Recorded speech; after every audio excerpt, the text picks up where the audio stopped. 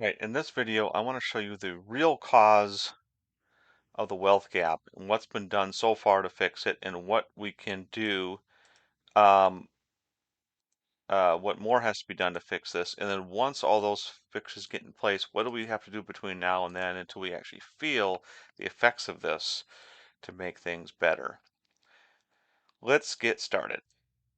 So first I want to start out with an example. So somebody told me that he bought his house back in 1991 and it was worth $91,000. That's what he paid for it. And today it's worth about $350,000. He's like, my goodness, how are people affording the cost of living today? And he might be right on that. But I did a little investigation. So he's old enough to be about 18 in 1978. So he could have started his career back then. And he was a truck driver. Not, doesn't need a whole lot of education, but it pays pretty well, right? Being a truck driver. So I'm looking at my 401k, and this is about how much is going in per month. And I looked at how much that would be worth back in, say, 1978. You would get to be about this. Okay, so then if we double that, say it was 100% match, that would get you to about what, 110, one, that's about 112, 113. Okay, so now if we take that money, let's put in 113, and we'll take January, and we'll go back to 1978. And here we go. And he told me this back last fall. Actually, sorry. First, we're going to go to 1991. So I just want to show you what that would do. So 113, and we adjust that for inflation. We don't quite get to the 91,000 that he mentioned. It would take a little bit more. It actually would take about $134 or $135, I believe, to get to. Okay, so we're still a little bit short. So 136, 37. So that could be 138 and 138. So this could be half of this is what you would put in, half is what the employer would put in, right? So for you it'd be $70. So there we're getting close. 141. And this is adjusted for inflation.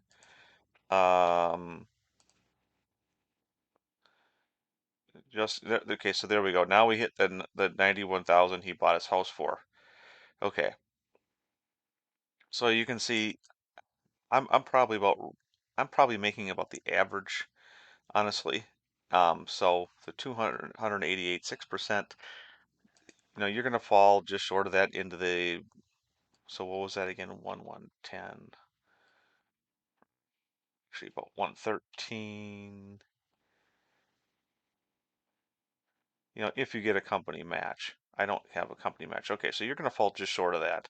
But that's what a typical person could have put in back in 1978 if we adjust for inflation. Okay, so now I'm going to take that number, and this falls just short of that 91,000 that he bought his house for in 1991, and we're going to find out how much that investment is worth. He was telling me this in the fall of last year, so we'll just whatever. We'll just go October to October. So say you end up with this amount of money in 1991, how much is that worth today? Over $2 million. How much is that $350,000? How much does that go into 2 million? Divided by, I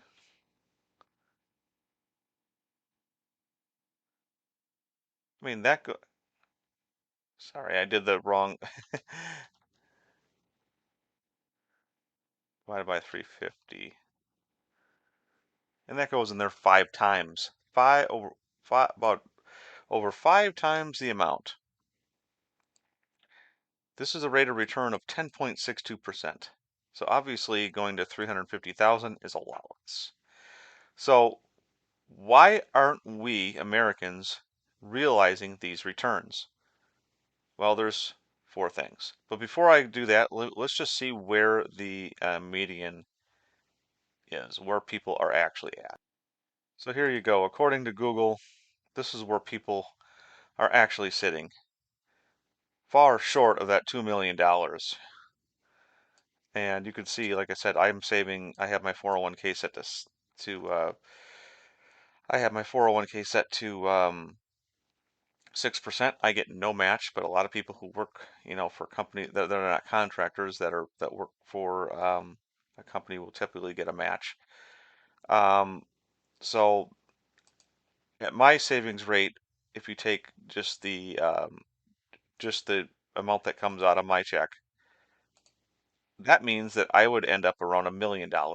Well, actually, let's see, around $1 million if I just saved from 78 to 91. That doesn't include all the money you put in after that.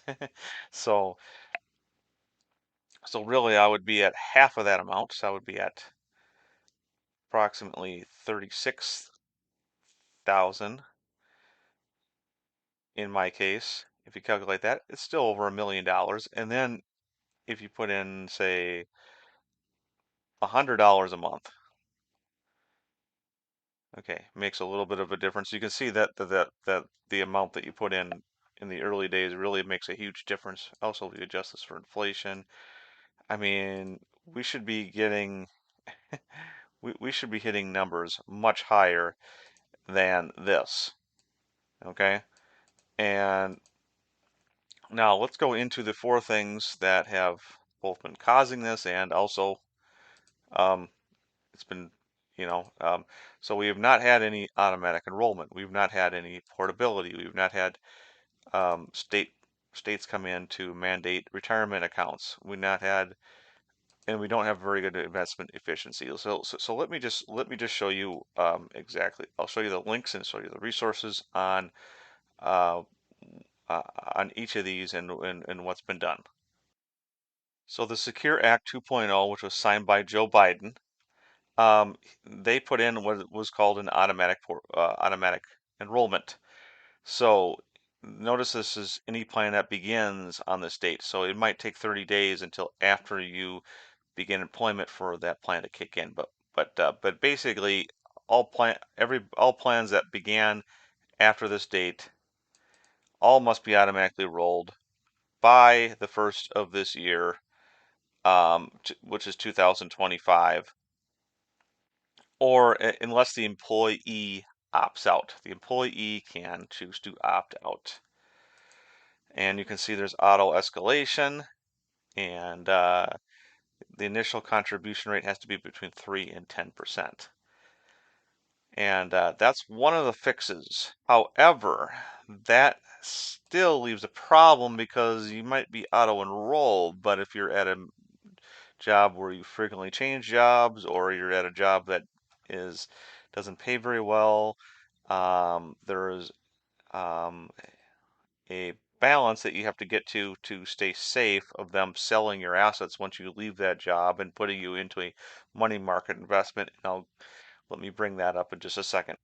So here's an article. These are the old rules. So if you left a job and you'd never hit a vested balance at $5,000, they could sell your assets out of your 401k into either like a safe harbor IRA, or they can use like a personal IRA that you can set up yourself, whatever. But they dump your money into another account, and it usually sits in a money market, which is not going to grow. It's the same, but going to be about the same APY as a regular savings account. We all know those do not hit 10%. Even the high yield ones do not hit that. Um, and if you're under 1,000, a lot of times you can just get a check. I believe that goes into that in this article right here if you want to check that out. So, um, so that brings me to my next point. On this list, we're on the second one here, auto portability. the Secure Act 2.0 put in auto portability. So basically, before the Secure Act 2.0, the Retirement Clearinghouse set up set up an agreement with three of the major 401k providers to actually do just this. And now since the Secure Act 2.0 has passed, more 401k providers have joined this system so they can auto port.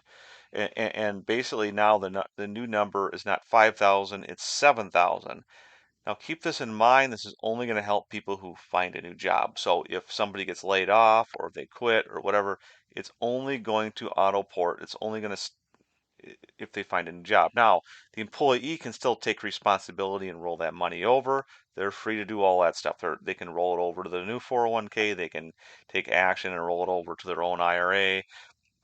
They can do all that stuff, but there's many people who just aren't delved into it. They just don't pay any attention.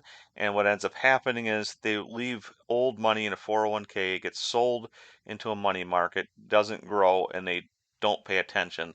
So this creates an automated system where even if they're not paying attention, as long as they're working, as long as they're doing their job, contributing to society, these two things right here will take care of those people. Now, this is just for large employers, right? There's a lot of small businesses. I think it's like 1/3 of everybody, all workers, do not have access to an employer plan.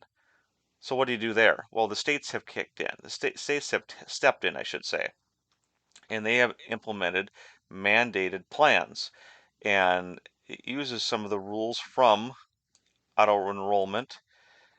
Um, it- so that the federal government has passed, and the states now have well, and what they have done is they've set up their own system, own IRA system, so that if the employers can't offer a private like 401k plan or whatever, then they can use the state's program, and I'll show you that in just a second. There are several states. These are just a few examples. Trust me, there's much more than that. But basically, what they're offering is they're offering IRA plans, and it's for employers that don't offer a 401k, and it's run by the state, and so it's or I should say payroll deducted by the employer. There we go. um, and and it just makes it easier. It increases the amount of people who are covered by employer plans, and it will make sure that more people have money for their retirement. And Minnesota has done what a lot of states have done, set up the Secure Choice program. So basically, it's just a Roth IRA. And again, if employers want to enact their own plan, they can. So there are I believe at this time, about 10 states or so that have already got this set up. There are over 20 of them that have as of this date are enacting the law they passed, and there are several states that still have it pending in legislation that it's expected to pass. So that's a good thing. So that's the other. So that's the third thing on the list. I just want to step back here to this auto portability thing. So when you get cashed out at $5,000, I just wanted to show everyone, if we go back, find out how much 1650, 1984, that has the same purchasing power in 2024 as $4,993. Let's take 400, $4,993, and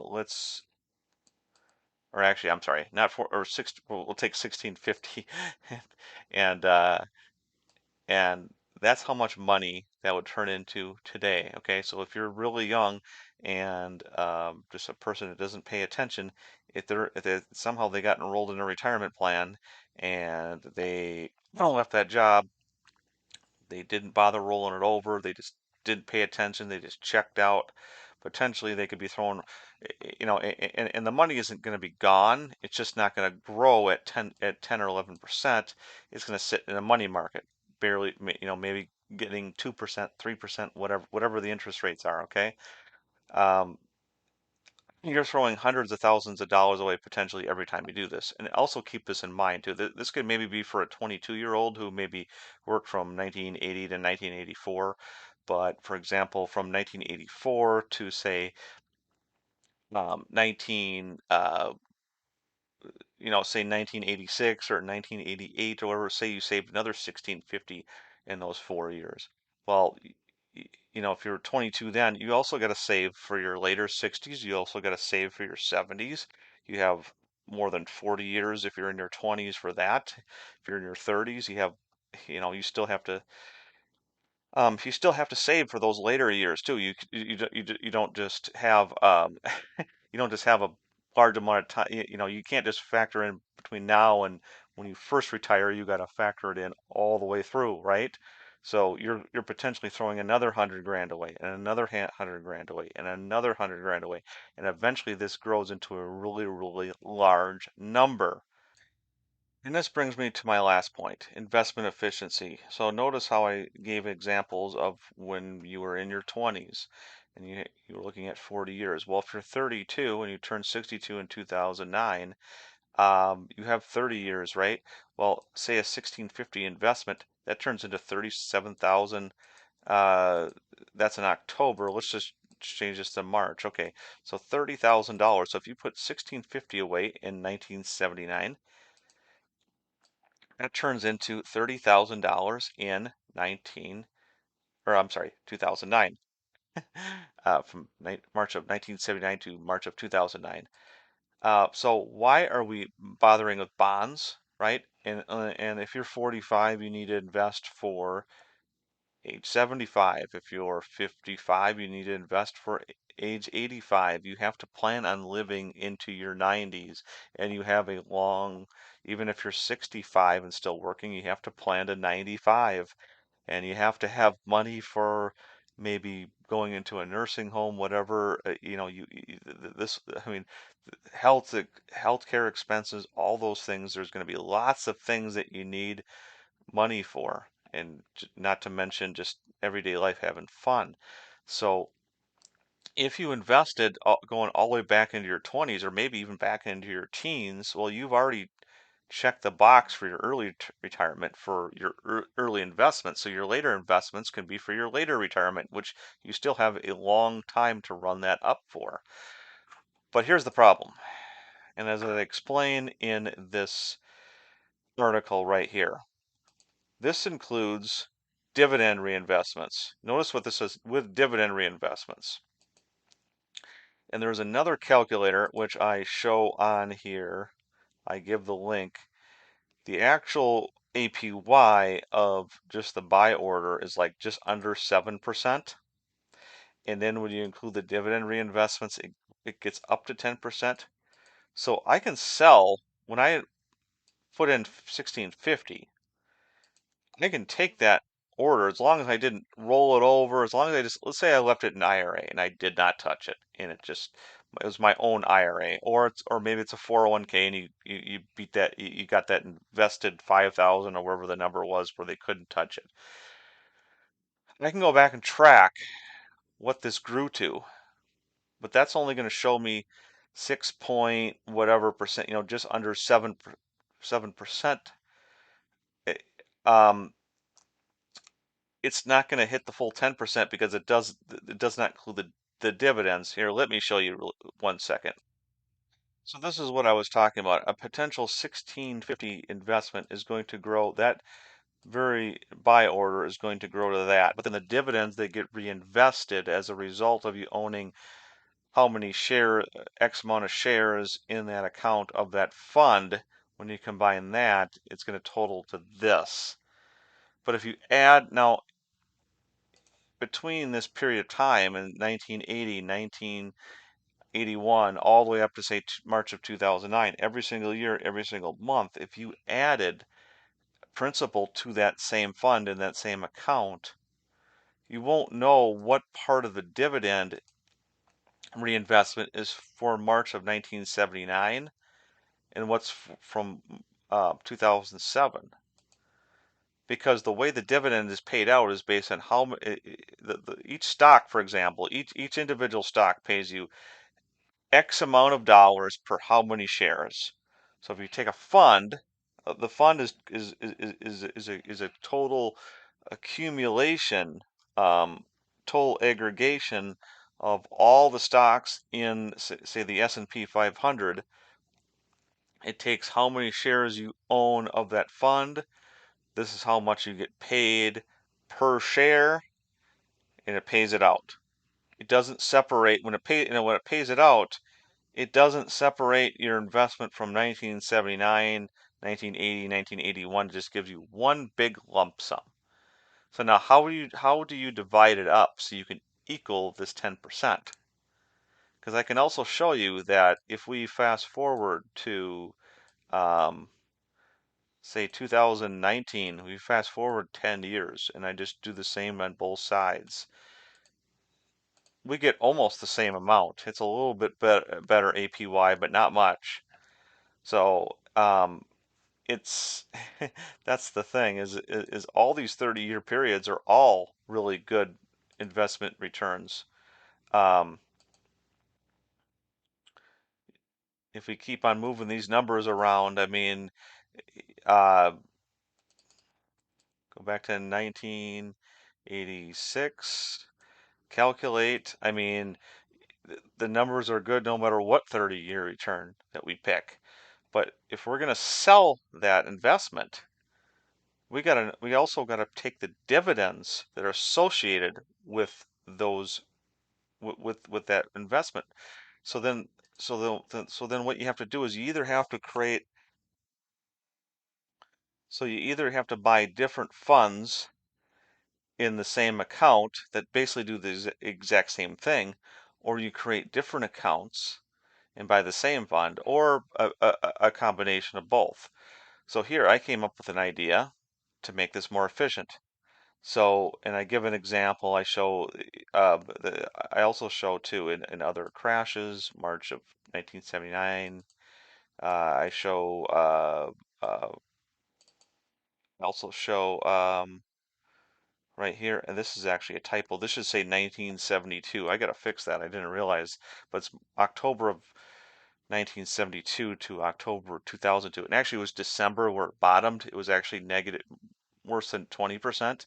But you can also see this as well, 1944 to December 1944 to December 1974. How you would have lost money, but the 30-year return is still over 10%. So now to get that, I came up with an idea. Create an account number 1234-1234-00, 1234-01. I got this idea because I pay for insurance on my boat. And each year the last two digits of the account number tick up by one. I get 0001, so 01 means I own the boat for 1 year. 02 means I own the boat for 2 years, and etc.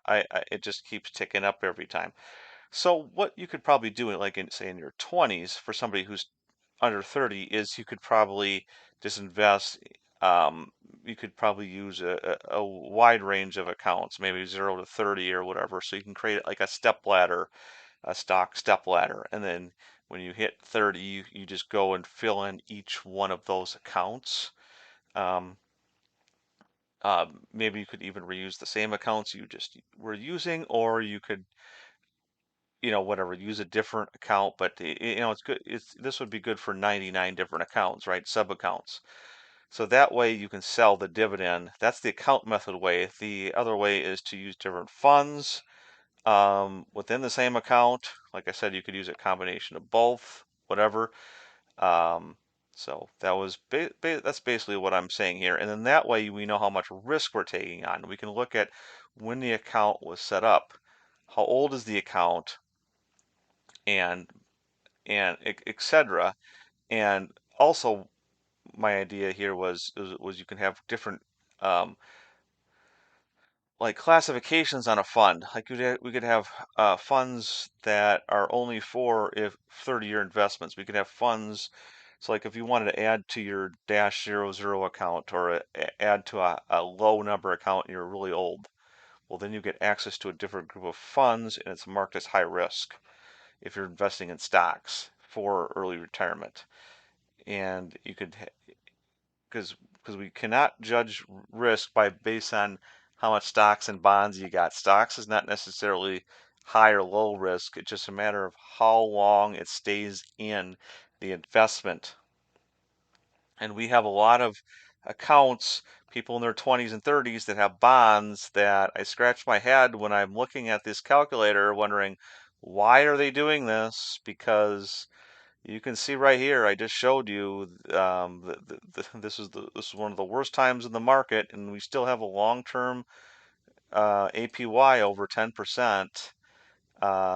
Also, if we go to 2002 and we go to 2001, right? We're negative. That's less than 1650. But if we go back to 1992, sorry, I meant to say 1972. You can see the rate of return. I got to switch this to December. Yeah, you can see it was still negative, but the bottom was actually in December. Um, but you can see the APY is still over 10%. And that's true if you go to 1974. Why are we buying bonds that are going to likely return less than 5%? And bond funds also go down, just like stocks. They just don't go down as much. But if the long-term gain is still over 10%, we should not be buying bonds. So that's the investment efficiency I was talking about. Is the these accounts have got people in the wrong investments. We should be investing in stocks. We should be splitting up the investments so that we know which ones are for early retirement, which ones are for late retirement, so we can go by how long the investment stayed in there. Okay, now this is all going to take a while for us to feel all this stuff, right? So, and the other thing I want to mention too is the um, the auto enrollment, all this stuff, this is also going to make it so that older people who have nothing saved will have something, so they can still they can still consolidate. So like this, the examples I was just giving you is for your for like 20 years, 30 years of retirement. People can people who have nothing can still consolidate everything into maybe a 3-year plan or a 5-year plan, waste it all, and then put Social Security later, like till 70, and then typically that will cover about 75% of your living expenses. So then that way, they can still get something, or maybe they can work later. Maybe they can write it out, or if they can't write it out, at least they'll have a much more luxurious life than having nothing. Okay, so it will make an impact in the short term, but it will make a much bigger impact over the long term.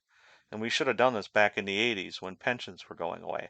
So what can we do between now and then till we can really feel that $2 million, those millions of dollars that we should all have? Build roads and bridges. There's tons and tons of cities with stoplights, with just traffic congestion.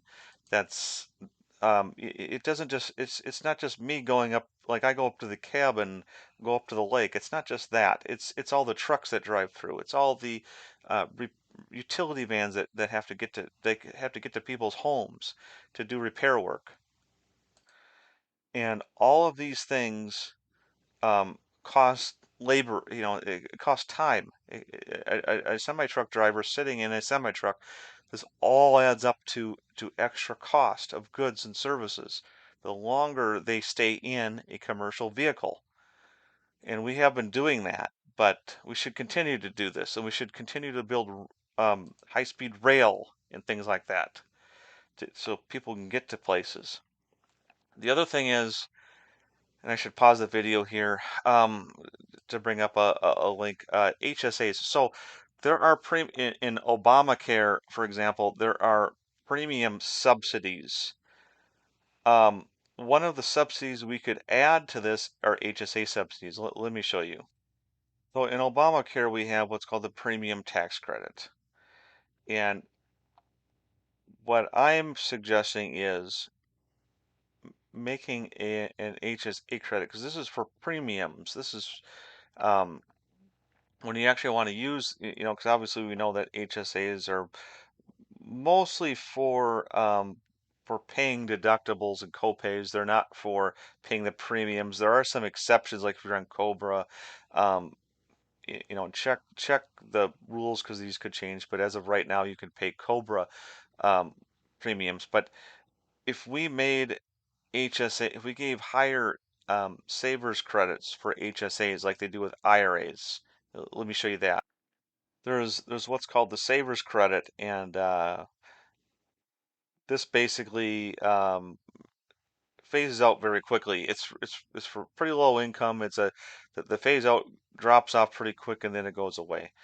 But if we made a much bigger savers credit for an HSA, we could make healthcare one of the more expensive items more affordable until these things here can take over and really build a lot of wealth in this country. So what I would suggest to people is if you think that um, we're going backwards and there's nothing we can do. I strongly disagree with you. We have been absolutely stupid when it comes to the employer retirement system. Some people are waking up to this, and things are finally being done, which is good. But I don't think the public fully understands this. And once again, if you made it this far, please give me a like and subscribe and share this video. Also, I have a page called Joe Biden Secure Act 2.0. If you can look at my pinned post, this talks about what the Secure Act 2.0 has done and what it's going to do. Over a long period of time, I've turned the comments off for this because I have all the sources that back all this stuff up and I want this to remain visible. I don't want a bunch of people's nonsense, um, you know, blocking the good information. So, but if you could follow this, share this page, um, with somebody and just let them know what this looks like, what the future is going to look like. So anyway, I'm going to end the video right there. And like I said, please share this information.